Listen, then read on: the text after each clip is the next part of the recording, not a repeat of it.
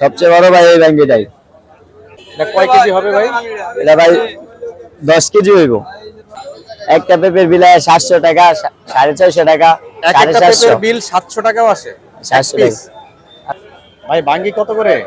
ভাঙ্গি ভাই পিস বেচতে 350, কেজি 120 টাকা।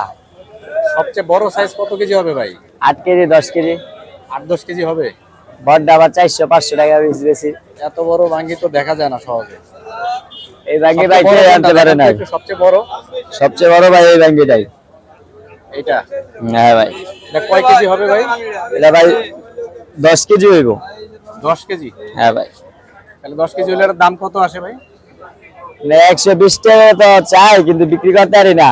বিক্রি তো করি 80 টাকা, 90 টাকা ভাই। আমরা 600 টাকা, 700 টাকা। 600 টাকা, 700 টাকার মতো একটা বাঙ্গি। আর এই পেঁপে কত করে বিক্রি করেন? পেঁপে দেশিটা বিক্রি করি 180 টাকা, থাইটা বিক্রি করি 220 টাকা। এটা কি দেশি? এটা দেশ। এটা কত করে? এটা 180। 180। আর এটা? এটা 220 টাকা। এটা থাই পেঁপে।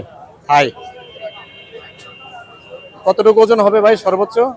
সর্বোচ্চ 3.5 কেজি, 3 কেজি। 3.5 কেজি ওজন হবে একটা পেঁপে। একটা পেঁপের বিল 700 টাকা, 450 টাকা, এক একটা পেঁপের 450, বিল 700 টাকাও আসে। 700 পিস। টাকা। আচ্ছা। এটা একটু মাপ দেন তো দেখি কত এটার আসে ওজন, বিল। এটার ওজন আইব কমপক্ষে এটা 600 টাকা। 600 টাকা। দেখি একটু পেঁপেটা একটু উঠান তো ভাই। 601 টাকা। এ তো 2-3টা তরমুজ কিনা যাবে মনে হয় একটা পেঁপের এইটা দাম দিয়ে। তুমি যাব।